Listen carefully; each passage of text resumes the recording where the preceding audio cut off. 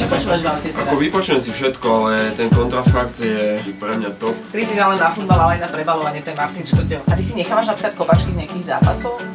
To asi nie.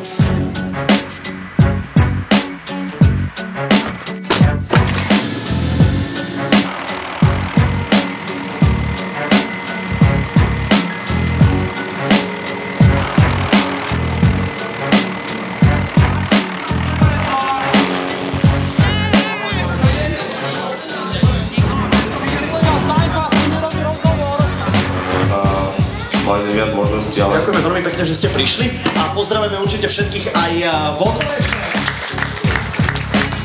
Že ľudia došli, tak vedeli, že tých podpisov bude veľa.